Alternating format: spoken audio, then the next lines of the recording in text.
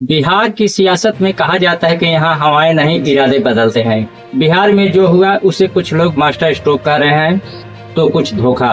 नीतीश कुमार जो पिछले 2 दशकों से बिहार की सत्ता का केंद्र है, आज अचानक नेपथ्य में चले गए और सम्राट चौधरी का उदय हुआ।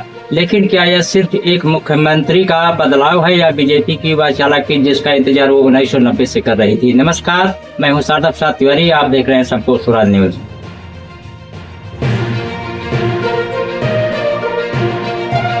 बिहार की राजनीति के बारे में एक मशहूर कहावत है, यहाँ पत्ता भी हिलता है तो उसके पीछे कोई बड़ी साजिश होती है। लेकिन आज तो पूरा पेड़ ही बदल गया है। कल तक जो बीजेपी नीतीश कुमार के पीछे खड़ी रहती थी, आज वही बीजेपी बिहार की सत्ता के सिंहासन पर अकेले बैठी है। इसे आप सम्राट चौधरी का राज्याभिषेक कह सकते हैं, लेकिन असल में यह बीजेपी का ऑपरेशन बिहार है, जिसकी स्क्रिप्ट बहुत पहले दिल्ली में लिखी जा चुकी थी। बिहार की राजनीति के बारे में कहा जाता है कि यहाँ जो दिखता है वो होता नहीं, और जो होता है उसे होने से पहले कोई देख नहीं पाता।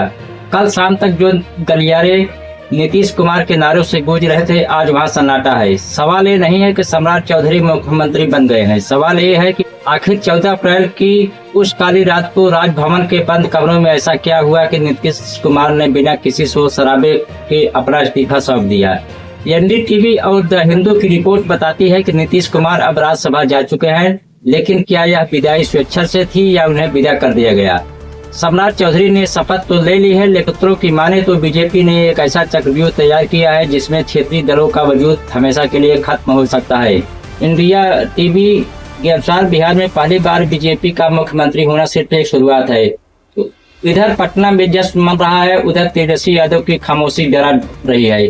क्या विपक्ष किसी बड़े विस्फोट की तैयारी में है? क्या सम्राट चौधरी का राज्याभिषेक सुरक्षित रहेगा या फिर बिहार की फाइलों में भी कुछ ऐसे पन्ने बाकी हैं जिन्हें जनता के सामने आना भी बाकी है? सत्ता का शिखर जितना ऊंचा होता है, उसके पीछे के राज उतने ही गहरे होते हैं। सम्राट चौधरी आज बिहार के मुख्यमंत्री हैं, लेकिन क्या आप जानते हैं कि इस कुर्सी तक पहुँचने के लिए उन्होंने किन किन गुप्त रास्तों का इस्तेमाल किया? आज हम सम्राट के उन पहलुओं से पर्दा उठाएंगे जो अब तक फाइलों में दबे थे। सूत्र बताते हैं कि सम्राट चौधरी के नाम पर मुहर पटना में नहीं बल्कि दिल्ली के एक अज्ञात सेफ हाउस में लगी थी। जिस वक्त नीतीश कुमार इस्तीफा दे रहे थे, सम्राट चौधरी कहाँ थे? कहा जाता है कि शपथ से ठीक 4 घंटे पहले तक सम्राट एक ऐसे शख्स के संपर्क में थे जिसका नाम न तो बीजेपी की लिस्ट में है और न ही जेडीयू की। आखिर वो तीसरा खिलाड़ी कौन था जिसने सम्राट का रास्ता साफ किया? सम्राट ने कहा था कि नीतीश को हटाने तक वो पगड़ी नहीं खोलेंगे। उन्होंने पगड़ी खोल दी, लेकिन क्या आपको पता है कि उस पगड़ी के रंग और उसे बांधने के तरीके में कोडेड मैसेज छिपा था? सियासी गलियारों में चर्चा है कि यह पगड़ी सिर्फ एक कसम नहीं बल्कि बीजेपी के अंदर मौजूद उनके विरोधियों के लिए एक चेतावनी थी। अब जब पगड़ी खुल गई तो क्या सम्राट का असली और आक्रामक चेहरा सामने आने वाला है? सम्राट चौधरी आज बीजेपी की सबसे बड़े योद्धा हैं, लेकिन उनकी राजनीतिक रगों में आज भी आरजेडी का एनडीए होने का आरोप लगता है। सस्पेंस ये है कि क्या आज भी सम्राट के कुछ खास दूत रात के अंधेरे में राबड़ी आवाज के संपर्क में रहते हैं? क्या यह बीजेपी की कोई बड़ी चाल है या सम्राट खुद अपनी कोई अलग विशाल बिछा रहे हैं? सम्राट चौधरी का मुख्यमंत्री बनना सिर्फ एक नियुक्ति नहीं है बल्कि एक पॉलिटिकल एक्सपेरिमेंट है। सवाल यह है कि इस एक्सपेरिमेंट का रिमोट कंट्रोल किसके पास है?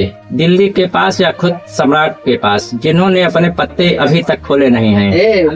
जानकारों का मानना है कि बीजेपी ने बड़ी चालाकी से नीतीश कुमार को राष्ट्रीय भूमिका और राज्यसभा का लॉलीपॉप थमाकर बिहार के मैदान से ही साफ कर दिया।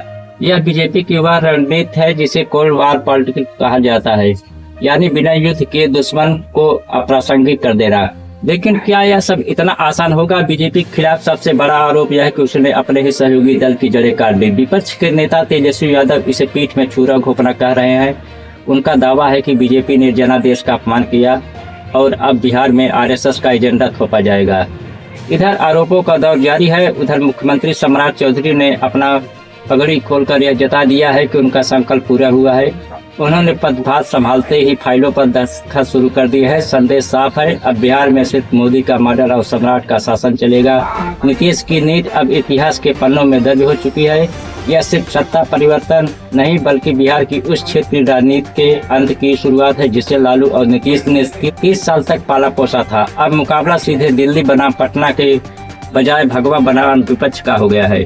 तो ये थी बिहार की सत्ता कि उस नए सम्राट की कहानी जिसने अपनी पगड़ी तो खोल दी है, लेकिन सियासत के कई पेज अभी भी बंद है। क्या सम्राट चौधरी का ये नया बिहार विकास का मॉडल बनेगा, या फिर पुराने सियासी हिसाब किताब चुकता करने का मैदान, विपक्ष की गुप्त रणनीति और सम्राट का ये 100 डेज एक्शन प्लान आने वाले वक्त में बिहार की तस्वीर और तकदीर दोनों तय करेंगे। एक बात तय है, पटना के गलियारों में अब खामोशी नहीं, बदलाव की आहट है। आज के इस विशेष बुलेटिन में हमारे साथ जुड़ने के लिए धन्यवाद। बिहार की राजनीति के हर गुप्त पन्ने और हर बड़ी खबर के लिए देखते रहिए संपूर्ण स्वराज न्यूज। नमस्कार।